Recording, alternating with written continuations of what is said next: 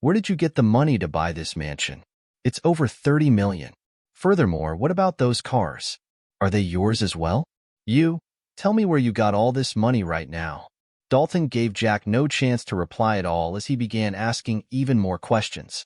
He remembered that the moment that they had arrived, he had been attracted by the rows of cars that had been parked here. He'd thought that they belonged to the owner of the palace, but he didn't think that Jack was the owner. Furthermore, at that time, his mind was still thinking about how to get Jack back to Crystal City with him. So, things like observing the logos on the cars and whatsoever was not in his mind at all. Even now, he completely ignored the logos as he looked at Jack, awaiting for his answers. Jack stared at him coldly before snorting. I don't think that I have to give you an explanation about my personal life. So, you better not try asking me about anything because I won't tell you a thing. Furthermore, I think we're done here. So, you better leave. Immediately after that, he shifted his gaze to the guards and said, You guys should send them away. If they cause more trouble, just call the police and report that there's someone that is trespassing here. The guards nodded their heads vigorously at Jack's words. They knew that they had already failed theory duty before the moment that they failed to react on time when the 3 men that came with Dalton attacked Jack. So, to make up for that, they immediately beat up the 3 to a pulp. Now that Jack had instructed that they had to send these uninvited guests away, there was no way that they were going to delay at all. They turned towards the duo father and son and the 3 on the ground. At this moment, they put on the expressions that showed that they would attack if Dalton and the rest did not leave at this moment. Dalton saw their determined expressions and knew that there was nothing that they could do at this moment. It was just that he'd brought a few men. If he had brought even more men, he would have taken Jack with him. Although his mind was filled with anger and at the same time many questions, he decided to put the matters away at the moment. He knew all too well that he had to look for a better explanation that would satisfy Alton. Otherwise, there was going to be a problem.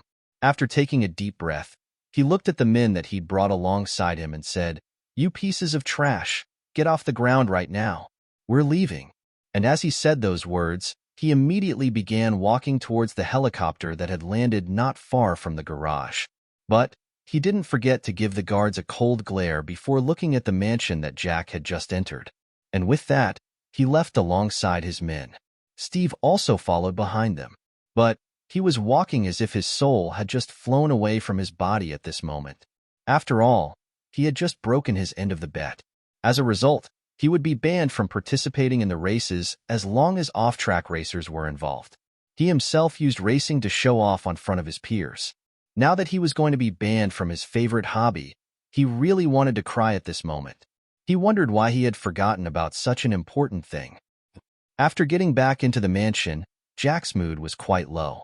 Of course, this wasn't related to Dalton by a bigger margin. The reason for his low mood at the moment was due to the fact that he'd been reminded about his mother. At this moment, tears threatened to fall from his eyes as he remembered the time that he'd caught her crying. But, at the end of it all, he managed to hold it in and didn't shed a tear. He was trying to bury those hurtful memories in the deepest parts of his heart. After a long period, Jack finally calmed himself down and got a grip of his emotions. He headed upstairs and entered the bathroom. The moment that he removed his clothes, his expression changed. He could see that his muscles were now well-defined. He could see the 8-packs that could be seen even from a distance. His biceps and triceps had become slightly more muscular than before. But the main change that he could feel was definitely that his muscles had been compacted. Although they were not that big, but they had unimaginable strength in them. After freshening up, he slept till he was awoken by the ringing of his phone. Upon checking who it was that was calling him, he found that it was an unfamiliar number. After a moment of hesitation, he received the call. Hello, sir. Your package has arrived.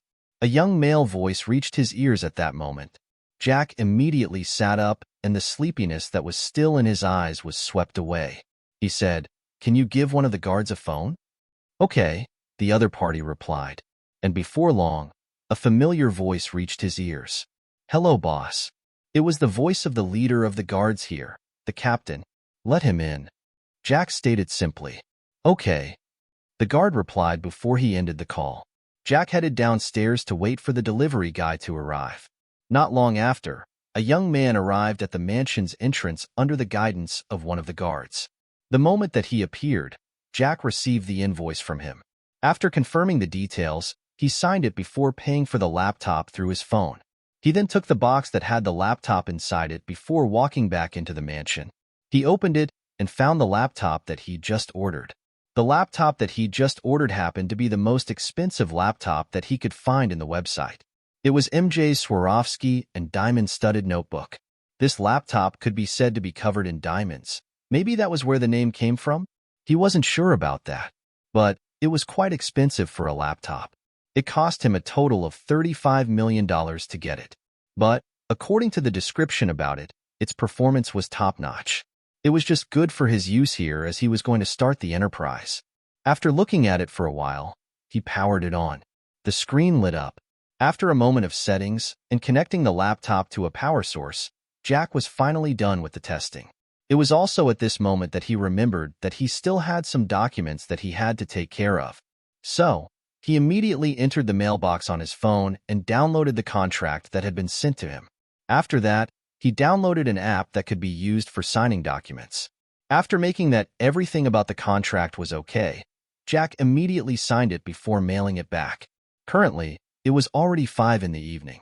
He had forgotten about this issue after dealing with Dalton. Now, he wasn't sure if the lady was still there, or if she had already signed off for the day. Just as he was waiting, he immediately received a confirmation that the contract had been approved. The moment that he noticed this, Jack immediately completed the payment.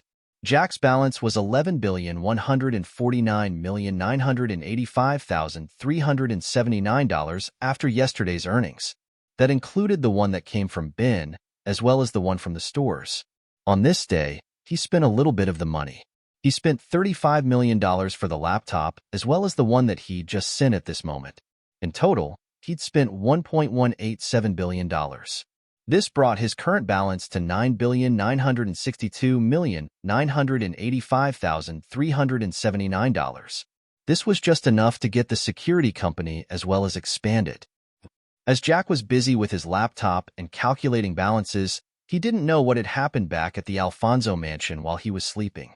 The moment that Dalton got back, he found that Alton was getting impatient. But the moment that Alton saw him, his expression eased a lot. The lady that had come with him was also visibly excited, although she tried containing her emotions. They watched as Dalton entered the living room alongside Steve, who was following from behind with almost dead eyes. They were waiting for Jack to step into the room when they were surprised that nobody entered after the duo. Alton was just about to ask about it when Dalton spoke. "I'm sorry for the long wait, Master Alton. I'm just from Inchoate City, but I wasn't able to bring Jack along with me." He spoke with sweat already beginning to accumulate on his forehead. His heart was beating rapidly at this moment as he tried to find his way out of the situation. "What do you mean?" Alton frowned. He had waited for over 2 hours only to be told that the one that he had been waiting for wasn't coming. He was immediately displeased. Dalton hurriedly explained, "It's not that he doesn't want to come. It's just that the moment that I arrived in Inchoate City, he had already left and headed to Tulsan City. So, even if we want to get him here, it would take more than 6 hours and nighttime would have already arrived." Of course, this was just something that he'd thought of and decided to use it. Then, he would make sure that he brought Jack back to the family at all costs and by all means necessary. Alton's eyes were sharp as he observed Dalton's expression. Although Dalton hid it so well, there was no way that he could hide from Alton that there was something that he was hiding. But Alton didn't want to waste so much time on this issue. So, he looked at Victor and asked, "Can we finalize this engagement without him?" "Yes, yes, yes." Dalton hurriedly nodded his head in agreement. His excitement could be seen as his smile was so wide at that moment. "Just to make sure that things are okay, we'll sign an agreement that Jack will marry my granddaughter here when they're 21 years old," Alton stated. When they heard this, both Victor and Dalton were excited and agreed to sign the agreement. Not long after, they agreed on the exact date of the wedding, which was stated to be a week after the birthday of the youngest of the two. Poor Jack, he was busy with his own things, not knowing that although he hadn't accepted the engagement, his date of marriage had already been planned for and preparations were being made already. The following morning, Jack woke up as usual. There was no need for him to hurry anything at all. Now that his body had become strong, there was no need for him to go to the gym. The gym was like a place for children. If he went there, it would be no different from an adult going to a kindergarten playground. After breakfast, Jack took one of the Bentegas in the compound and drove it towards the business overlord building. He was going to meet up with Grace on this day. After that, he would be heading to Venture City. By the time that he would be done with the meeting and signing the contract with Grace, he was sure that Gabriel Wadi, the pilot that he had just hired, would have arrived. And with that, he could head to Venture City for the issue concerning the Safety Enforcer Security Company. Not long after, Jack arrived at the Overlord building. Tim greeted him as usual. Jack liked this guy as he was quite diligent in his duties. He decided that if Tim wanted to change the company that he was working with, he surely would take him in. The Business Overlord building was as desolate as before. Since only one department was here at this moment, there were not that many people. Furthermore, it was only the management of the grocery department that was here and not all the employees of the department. After taking the elevator, Jack arrived on the 30th floor. He went ahead and placed the newly bought laptop on his desk before taking a seat. Currently, it was slightly 30 minutes past 8 in the morning. The sun was still warm on the skin as it shone on him through the huge floor-to-ceiling windows. Jack relaxed for a moment as he enjoyed the sun. After about 10 minutes, he called Grace. After a moment, the call connected. "Hello, Mr. Jack. Good morning." "Morning, Miss Grace. When you reach the building, you can find me on the 30th floor." Jack greeted back before stating the reason for calling. "Oh, I have already arrived. I'll be there in 2 minutes." Grace stated. "Okay then." Jack nodded before ending the call. He then thought that this Grace was really meticulous in her dealings. It was just around 8:45, the appointment time, but she had already arrived. It seemed that this was one of the traits of the employees that were serious about time management. Jack didn't have to wait for long before he heard a knock on the door. On this floor, once a person reached it, they would arrive at a corridor first before entering his office. A lady then walked into the office. Her temperament showed that she was both capable and decisive. There was confidence in each and every step of hers. Just from the outlook, Jack could tell that she seemed to be in her late 20s. She was wearing an official brown business suit that completely matched her cold face. Although she was a beauty, her face gave the vibe that she didn't want to be disturbed. On the other hand, although she had expected that Jack would be young just from his voice, she never thought that he would be this young. From the way that he looked, it was as if he was just entering his second decade. Apart from that, his silver hair and blue eyes were quite unique and gave a majestic vibe. Just from the way that he was seated there, she could feel some kind of oppression from him, the kind that she had only felt from the big bosses. No, it seemed to be even more powerful than what she had felt from the big bosses. She couldn't help but wonder what kind of background Jack had for him to have such a temperament at such a young age. Just from his sharp blue eyes accompanied with his handsome face that had no emotions currently, she felt her evaluation of him rising. Of course, Jack didn't know that his temperament and the way that he carried himself had changed after receiving the professional combatant ability. His muscle memory seemed the same, but this was in fact due to the merging of the pieces of memories that had come alongside the reward. After arriving in front of the desk, Jack immediately motioned for her to seat. And after seating, without waiting for Jack to speak, she took out a few documents and handed them over to Jack. Jack received them and took a look. He read through them one by one and was impressed. Grace had graduated from a good university in the country, Achievers University. It was amongst the best 10 universities in the country and was ranked 9th. She had performed well and currently, she had already gotten her master's degree. The PhD was the one that was missing. But overall, her educational background could be considered to be excellent. As for her performance, that would depend on how she performed here. If she did well, Jack might as well promote her in the future once the enterprise expanded. After placing the documents back on the desk, Jack said, "You can send me these documents to my email later. As for the contract, what conditions do you think will ensure that your performance is at its peak?" Grace was startled for a moment by that question. She thought that the employees were the ones being given the conditions that they needed to fulfill so that they could be employed. Now, here Jack was asking her if there was a condition that she needed for her performance to be at the peak.